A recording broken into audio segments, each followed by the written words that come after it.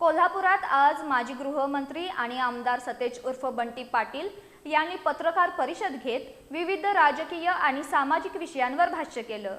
गोकुळ दूध संघाच्या घडामोडींपासून ते कोल्हापूर शहरातील विकास कामं, महिला अत्याचाराच्या घटना आणि राज्याच्या आर्थिक परिस्थितींपर्यंत अनेक मुद्द्यांवर त्यांनी भूमिका स्पष्ट केली।